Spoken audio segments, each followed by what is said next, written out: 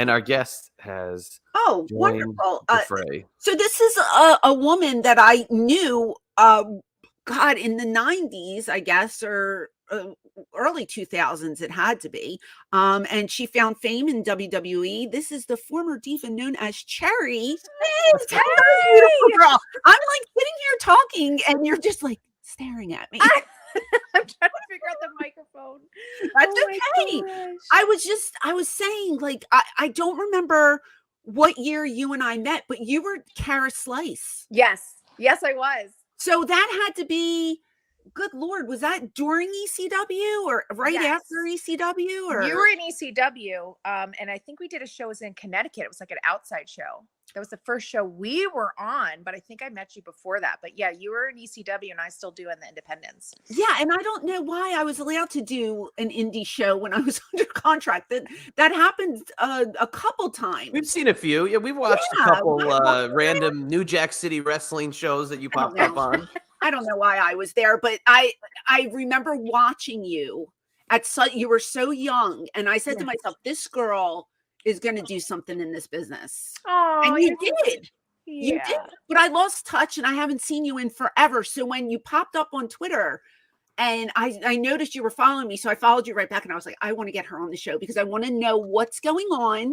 Where have you been? Have you been hiding somewhere? Like, what is going on in your world right now?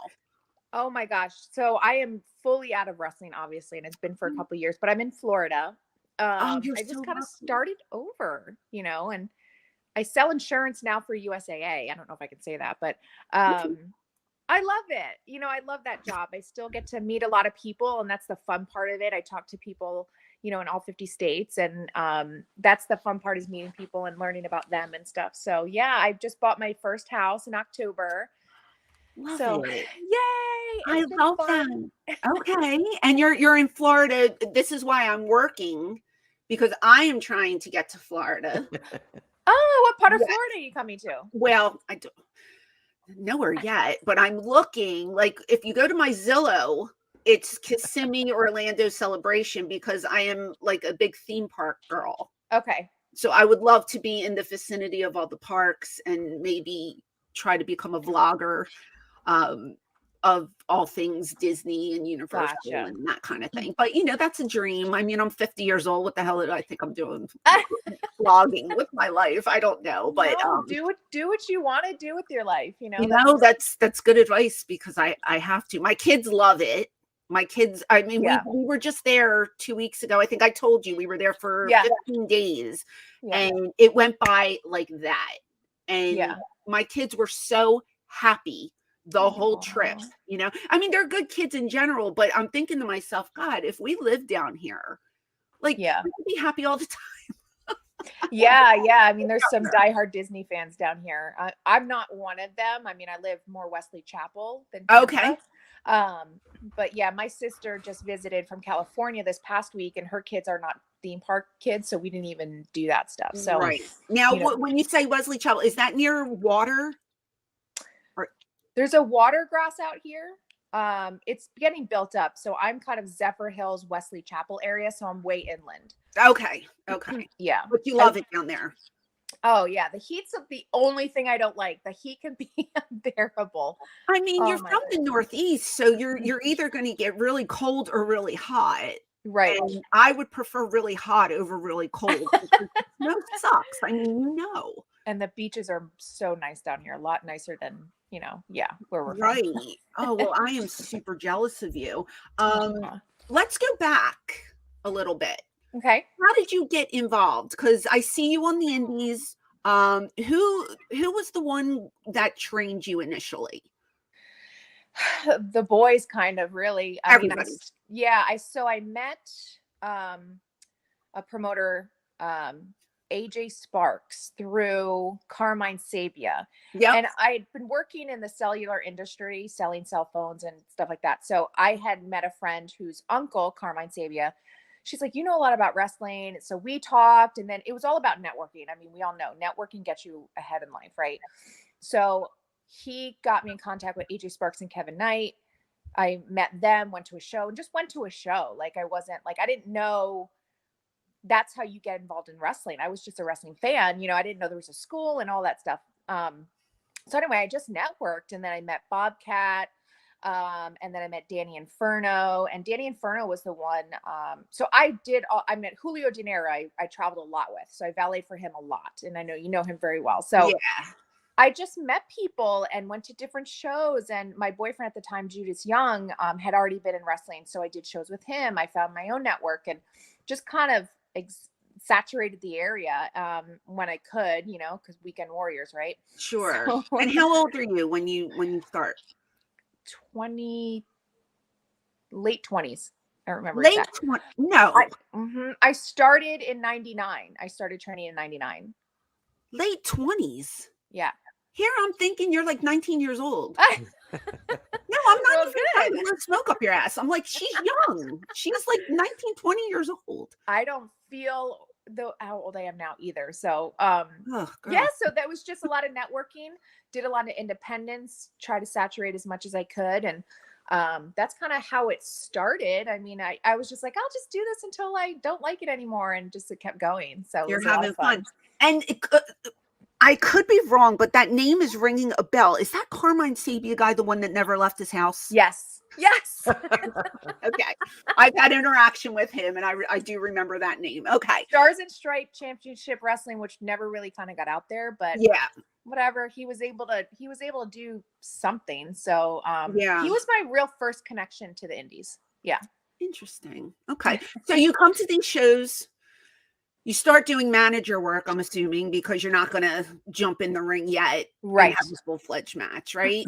Right. Do you fall in love with it right away, or are you saying to yourself, what the hell am I doing here? I fall in love with it right away. Yeah. Because I've been a fan. And Bobcat was so nice to me, and she was just the other female rival. We always had that, right? And we would go do shows together. I still talk to her to this day. She was in my wedding. I mean, she's a really good friend of mine. Yeah. I love Cindy. Yeah, she's great. The best. She's the best. Yeah. So yeah, I remember seeing all you guys on shows that I was on. You know, I met Nova and his brother first off, which kind of got me. I knew about, had been watching ECW, so Stevie Richards and all of them would come to the shows, and they were smaller shows back then. You know, they weren't hugely packed or anything. I mean, ECW was definitely drawing the crowd. So, yeah, but I did. I fell in love with it and was like, I'll do the managing thing, and then I kind of got bored. So, I went to. I forget who told me, but I started to become friends with Tommy Fierro, Judas Young, Inferno Kid, Danny Gimundo. And they told me about ECPW, which was Gino Caruso's school in Parsippany, New Jersey. So then I went there. And from when I went, I never really saw Gino running classes. I know it was a school, but I ended up learning from the boys. Like Judas would work out with me, and Johnny Thunder would work out with me. So a lot of the like regular guys that would just go for a workout would teach me some stuff. So I kind of started from there, and then started learning as I, so I'd go to the school like twice a week, and I do the weekend warrior stuff, and I learn more stuff there. So over time it got better. So I was starting to get bored at the valet. There's only so much you could do. Right. So, yeah, then I started to learn to wrestle. And I have to can I interject for a second? This is like the Hall of Fame of New Jersey indie people. All these names, this is who I saw on the posters growing up, or every single person that you're mentioning. So I love that. That's my favorite. I love the Jersey indies. Oh, I'll drop some other names if I can remember them. Hey, that's fine. That's fine. I dropped New Jack City Wrestling, and that's why I saw your reaction. So I was this should be good. Well, so you did the manager thing. Obviously, you liked being a wrestler more. But I think I was really nervous at first because I just didn't think I was very athletic. So I took it a little bit at a time. I didn't take on big matches or anything like that. And a lot of the girls around me, they weren't the most experienced was Mickey James that really I would do shows with. All the other girls were not really that seasoned. So it took a little bit for me to get the hang of it. So, and then I started to do better because then I was able to do managing, half wrestling, full wrestling matches. So, at first it was a little, because your body has to get used to that, you know how it feels. Unfortunately. Yeah. And the nerve wrack of wrestling in front of a crowd and remembering, what you're planning on doing, and God forbid something happened, you have to go off of that. That was, I was always struggled with knowing how much time, like, oh, you have a minute left. Like I always struggled with the time. Yeah, and you're doing indies, so you have a minute left. Like, no, I can have 5-10 minutes. Like, this isn't television. Like that, I never understood. I mean, I know they have to get out of there at a certain time and stuff, but to put some pressure on everybody, and it's like, come on, it's an indie show. Let them have fun. Exactly. I don't get it. Okay, so you work really, really hard. How does WWF, or was it F? It was E at the time. Yeah. I don't even know. How do you get on their radar? So Danny and Jamundo was already in Kentucky when OVW was the developmental. Okay. And I had managed him a lot too. So they had a tryout training camp for OVW. And he told me about it. He's like, you're perfect for this. And he told me and my boyfriend at the time, you're perfect for this. And so I was like, I'm going to send in my application. And I was like, they're not going to accept me. And they did. And then I was like, I'll go for the weekend. I do weekend stuff all the time, right? Because it was only a Friday, Saturday, Sunday. So I was like, so I went. And it was just like that. I mean, I didn't think anything of it. I was like, they're never going to take me. I'm just, good experience. Like, cause we had done, like my boyfriend and I went down to Memphis and did Terry Golden's developmental when it was back then. So we were used to kind of doing that. So I went and I was one of 2 girls in the class. Oh, and which bodes well for you at that time. Right. Yeah. And on the second day, she like hid in the bathroom. So she was super intimidated. I never saw her again, but so that made me look good. Right. And then I had been networking. So I knew a lot of the kids that were already there. I knew Pat Buck was there and Damian Adams was there. And Damian and I would train every week together. So we already knew each other. So long story short, we did that. And then I called Danny Davis like that week when I got home and thanked him for the opportunity. And he said, we see a lot in you and we would love for you to come and train at OVW. And he was very clear. This is OVW. Yes, it's the developmental for WWE at the time, but you're coming for OVW. There's no promise. There's no guarantee. So I was like, something in my gut just said, do it. So I left a job that I loved and I was making really good money and I just took a chance. So get down there in August of 2005 and they did their TVs on Wednesday. So the girl that used to be the ring girl, for whatever reason, couldn't make it or whatever. I was like, I'll do it. Like, I just was like, whatever I can do. Right. So I'd been doing classes. You show up to the TV and help out. You show up to the weekend house shows, you help out. I mean, it was just constant. So I got on as the ring girl. So long story short, Deuce was down there already. And I'd known Deuce for a long time because he started in ECPW in the same year that I did. However, he would come with his dad on times where nobody else was there and they would train. Okay. So I'd met him a few times and did indie shows with him and stuff like that. So, again, I had already networked. I knew a lot of people already there besides Inferno. So long story short, after one of the TVs, he approached me and said that, him and Cliff were working on this gimmick and they wanted a girl on old school roller skates. And he wanted to, give me the opportunity to put it together with them because Deuce was signed, but Cliff wasn't either. Domino wasn't either. So they showed me the promos that they had been working on because for some reason Cliff was in he had gotten into the advanced class. So he had been there for a while. So they'd been working on promo class, this greaser gimmick, and they wanted a girl on old school roller skates. They didn't know what she looked like. They didn't know her name. They just wanted her on old school roller skates for the gimmick. So I was like, wow. Like, so Jimmy knew me and knew kind of what he said was my work ethic. So he's like, let's ask her, so it kind of came together all in one week and it almost didn't happen. So Wednesday was TV. Jimmy approached me. That coming Tuesday, Johnny Ace and everybody was coming down to evaluate who was down there. So we didn't tell anybody that we were putting this together. So I had to go out and find the skates. I had to find the outfit and all this stuff. So we kind of like scrambled. And on Sunday, we got together at the school, came up with my name. It was either going to be Cherry from Outsiders or Sandy from Greece, and wrestling-wise, Cherry just makes sure. So, I know. So then Monday night comes around and Jimmy calls me and he's like, hey, Danny said you can't come because it's only for contracted talent. And I was like, oh my God. Like, and I was just like bummed, but what could I do? Yeah. So my boyfriend at the time, Judas Young, was actually coming in to visit.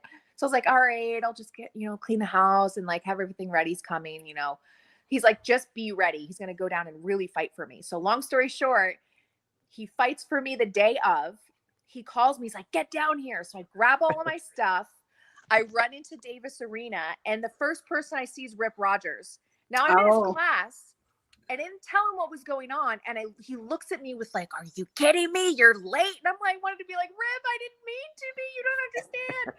So I run into the girls' locker room and change really quick. And again, nobody knows that this is going on. So I come out in my skates, and I hadn't roller skated since I was like little. Oh, wow. So of course, Deuce and Domino are across Davis Arena. So I roll, and I said to Deuce, I'm like, catch me. I couldn't stop. Hilarious. It was like a pin drop. It was the best feeling ever. So I roll out, and everybody stopped talking. They were like, watching me roll across the Davis Arena. That is so great. Your name should have been Cherry Pop. That's funny because we'll get to that. Not the cherry. That's so gross. My finisher that I had in WWE that I was using, I wanted to use Cherry Pop, but Vince nixed it out. So Mick Foley's like, what's your finisher? And I was like, Cherry Pop. And they ended up calling it the doo-wop drop because Vince didn't like it. And Mick was like, I tried. Yeah. Yeah. So you come out with the skates. Do you have the big, the big skirt, the big poodle skirt, and the hair up? And I didn't have the poodle skirt. I had this like blowout skirt. It was just kind of what I can make shift. Sure. Because you had 5 minutes to prepare. What's that? Because you had 5 minutes to prepare for this big. Yeah, of course. Right. Okay. So we go through the day. They do matches. They do drills. They do all of that stuff. And Johnny Ace just kept having. He's like, Jimmy, bring your team. Jimmy, bring your team. So we got up to the point where we were doing promos, and we all get online for promos. And Johnny Ace goes to Cliff. He goes, I want you guys up next, because they would go into Danny's office and watch us on the TV, on the cameras. So we made us skip the line. So we go and do our thing, and we had been working on promos, so that worked. So long story short, like they ended up cutting it because we had a ton of people there, and Arn was there. Ted DiBiase was there. There were so many. Dr. Tom, Rip, Danny Davis. So they greet the room. They're like, thank you so much, blah, blah, blah, blah. They give us words of wisdom and all that stuff. And then Johnny goes, Jimmy, bring your team into the office. I was like, what? Yeah. So so Johnny brings us in and basically says, we loved it. This is great. This is awesome. I'm thinking, I almost didn't even make this. Right. So he says, we want to sign you. And that's all I heard. I did hear, he goes, and I didn't know you could wrestle. Like they knew nothing about me. They didn't know that I was in the classes. I had been on the indies. They were like, we even a bigger bonus. So I was like, I was there for 4 months, Francine. 4 months. Unheard of. Like incredible. And the funny thing is they wanted to debut us that next Monday on Raw. So we got booked to go to the house show loop that weekend. And we're like, oh my God, we're like a week old. So you're training down there for 4 months. You get thrown into this position. Opportunity. No notice. Yep. Right place, right time, kind of, sort of, because you made it to the right place at the right time. Right. And then the next week, we want you on Raw. What is going through your mind? Are you blown away at this point? Completely blown away. Yeah. Completely blown away. It sounds like to me you're having a positive experience in OVW. Yes. Right? Oh, OVW is the best. Do you feel like you were ready for Raw? We definitely didn't think we were ready. We were a week old. I mean, the boys had been working. We didn't get that chemistry really yet. So they ended up flying us in the house show loop. And we were supposed to do something with superstar Billy Graham that Monday. I think like his book was coming out or something. you were going to interrupt it or something. Yeah. And then we ended up going, but they didn't use us. They scrapped it, which was a godsend because we ended up staying down in OVW for a year. So we ended up debuting a year to the day that Cliff and I got signed, January 19th. Oh, wow. Which gave us that time to marinate. So it was a blessing. Yeah. A blessing in Got disguise. to work on the characters, chemistry together. And when you finally go up to, you know, the main roster, how long were you there for? And what was your opinion? Because I know back then I worked there in 2006 and it was very negative for me. And it's either anybody who says anything, it's either the most wonderful thing that ever happened to them or they wanted to kill themselves because it was the worst experience of their life. I didn't want to kill myself over it, but I would have preferred to not be there. What was your experience? Positive, negative? I wasn't really sure of anything. So I just kind of kept to myself and was quiet and, you know, just said my hellos and stayed in the corner. And, you know, I just kind of like followed my lead and then met up with the boys and what do we need to do? And, you know, I had known some people from OVW or what have you, but in the beginning, it wasn't bad. I just didn't know what to do and I didn't want to do the wrong thing. So I just kind of like stayed the straight and narrow and I'd go back to my hotel room at night and be like, and breathe, you know.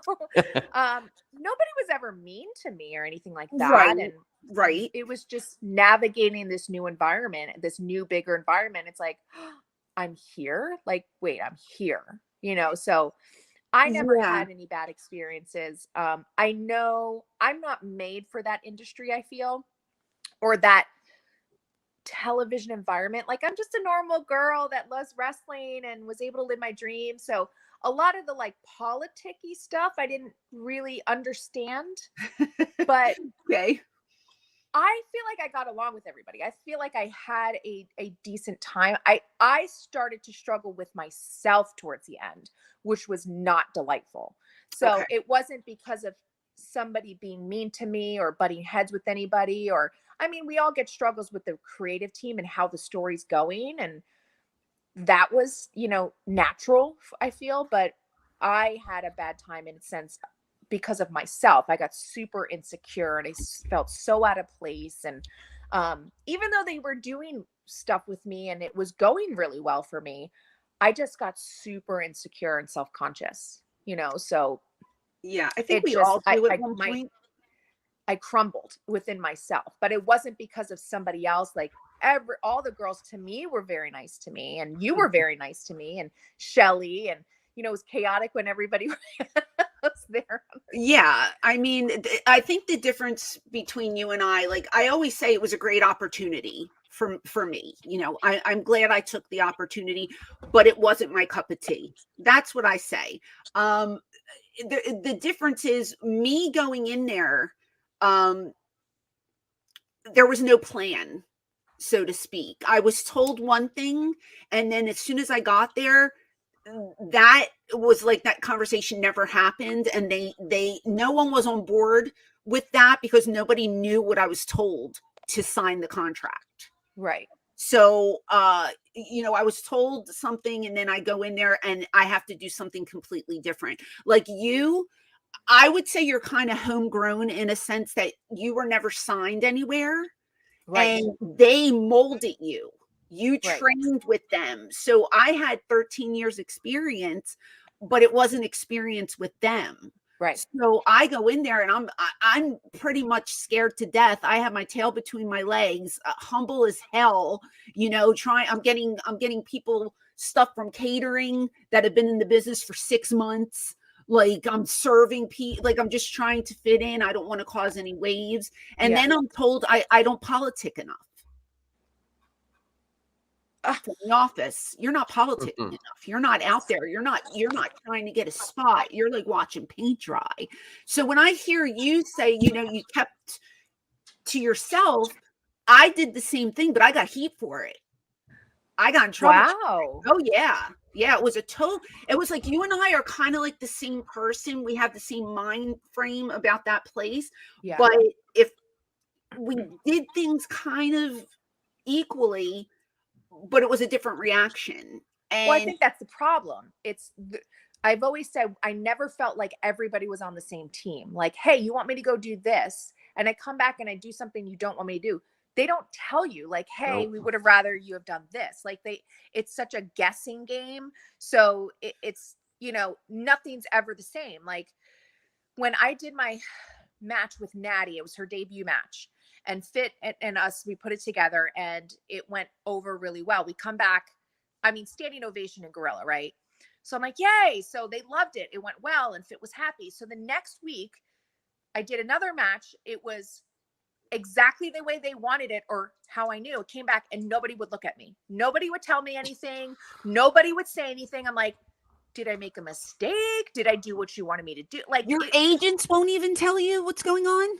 Not after that second one. So I was like, wow, this is weird. So I get what you're saying, because things they could want one thing from you and then I can be doing that same thing. And it's like, you're not doing it right, but I'm doing it. I totally get what you're saying. And it doesn't make any sense. And like, do you get heat for it that you don't know about? Because, you know, I can't even tell you how many times I sat in front of Johnny Ace and cried and asked for my release and was like, this isn't a good fit for me, because like you're presenting ideas and no one's listening to you. Yeah. You know what I mean? It's like, it's super frustrating to me. And for somebody, I'm not lackadaisical when it comes to working. Like my work ethic is really high, because at one point, like, and you were the same way, we love this business and you wanted to work and you wanted to grow.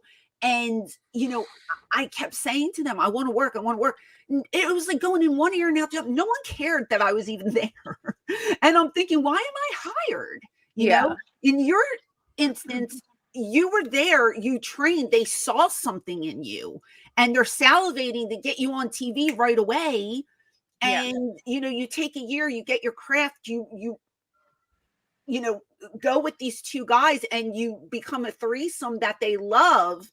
And yet you're doing things that they're not approving and no one's telling you what you're doing wrong. Well, I don't know if they approved or not. Nobody told me either way. So but looking back on it now, obviously not in the moment, you don't understand, but just talking to Natty and talking to TJ and talking, you know, I ran into Dean Malenko in the airports and, you know, being able to talk to people over time. It's not just us talent where things kind of go, they're just, you don't know what's going on. It's the producers too. So I think, yes, I may have felt like, what is going on? And somebody tell me like, should I have done this? Should I do that? Was that perfect? Was that not? They're getting that too. So I think everybody's in this like dire circle of like, what's going on?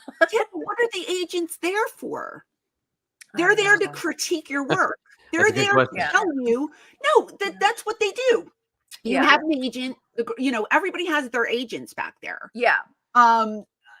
Stephen Kern was one of my agents all the time. And he gave me feedback all the time. Like I didn't work much for them. Like I worked every house show loop and stuff for 6 months, but I didn't get a lot of TV time because honestly, I you know, I was paired up with Balls and then he took a urine test and he had drugs in his system and got kicked off the road. And then it was like, go get a bathing suit. You're going to do. And I'm just like, I don't want to do I don't want to do these bikinis. I never did bikini stuff. And I'm in my mid-30s now. Yeah. You know what I mean? And it's like, if you go to the office and you say, I can do this, this, and this. And Vince McMahon tells me, I know nothing about you. Well, it's your company, dude. Why am I even here? Yeah. You know what I mean? Like when you say there's no feedback, I kind of get that. And at some point I just said to myself, they're just telling me things that I want to hear at this point. And I can't do anything to change it because they're not willing to change anything. I'm not sure some people knew. I remember one time we were in the car about to drive out for our entrance. Our music was playing and we were wrestling London Kendrick, and our agent came over and was like, they just changed it again. And they jumped out of the car. Right before you, like 2 minutes before you're supposed to go out. Yeah. So looking back on it now, I think everybody feels that way. You know what I mean? I feel like the producers feel that way, and the wrestlers feel that way, and we feel that way. And so yeah, that's why I say, like, I'm just a normal girl who's not used to that kind of lifestyle. Yeah. Well, it's I don't know. It was apples and oranges. ECW was so laid back, and then you get to this place, and it's like a zoo. It really is like a zoo. Yeah. How long did you last there on the main roster? You were there in OVW for a year, then you move up. Yes. And then I was so I got released August of 2008 with the crash of everybody. Domino got released the week before me. Then I got released in the second talent releases. And then the last 2 weeks of the month, they let a ton of people from headquarters go. So, so roughly about 3 years with the company. Yeah. Two and a half. Yeah. Okay. Yeah. Regret it or learning experience? No. Okay. No, it's a blessing now. I can see now that it was a blessing. I just take it, I wish I could have done more, but I take responsibility for it, because I did not, towards the end, when I got super in my head and I got super insecure, I didn't invest in myself. Like, Natty invests in herself, and she lives 10 minutes I moved closer up towards where she is. So, she just invests in herself. She can do PR. She can do matches. She can carry people. She can build people. She can do everything. And I didn't do that. I was so nervous. I was hiding. I was nervous about, being seen. I got so insecure that I didn't take the advantage of Fit and Regal and just these people that I could have really picked their brains from. And, I just got it was my fault. I mean, I don't blame them for letting me go. They wanted to do stuff with me, and I should have taken advantage of it, but I don't think I was in my own mindset to be able to, I don't know. It's just, it's upsetting to think of it like that, because I just know that they were planning on doing things with me, but I honestly, I take the responsibility. I dropped the ball. Okay. So well, I also feel like if, back then we had social media and everything like they have now, because we really didn't have all this, Twitter and Instagram and all this bullshit. Right. We could have reinvented ourselves and pushed ourselves more. But, back then I had a flip phone, and, I think the only messaging I remember was like WWE had a message board on .com or something, and probably people could go in there and like touch and the stupid dirt sheets, which 90% of the time are wrong anyway. So I mean, I felt like every time that I watched you looked beautiful, and I could just think back to when I thought you were a kid, but apparently you weren't. So you looked like a kid to me.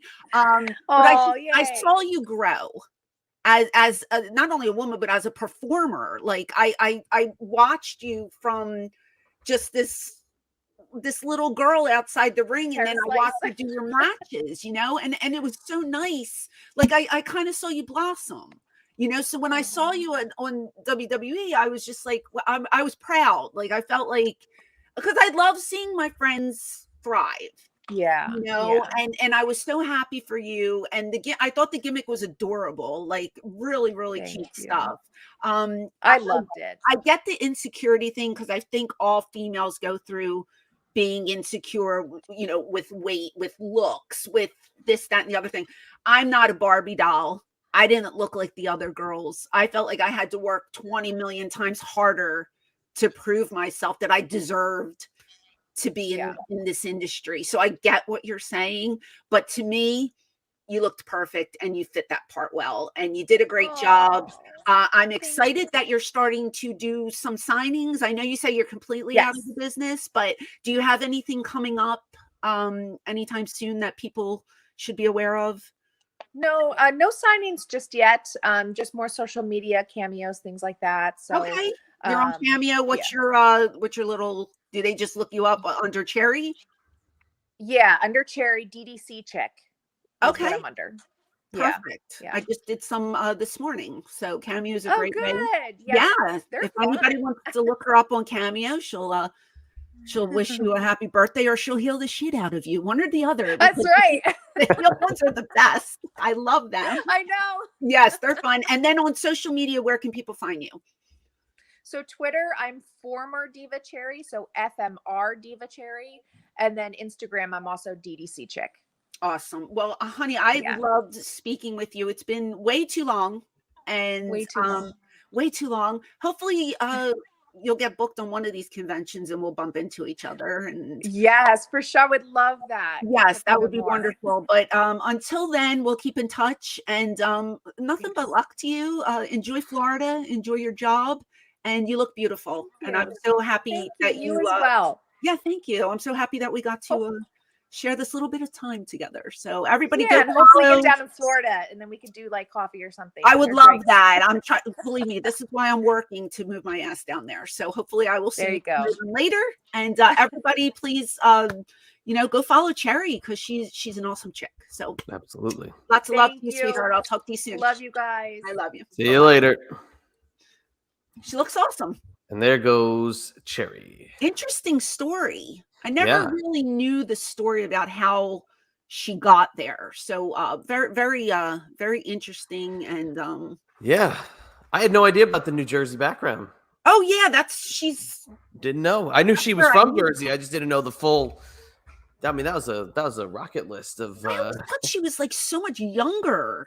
Like when I would see her on these shows, I'm just like, oh.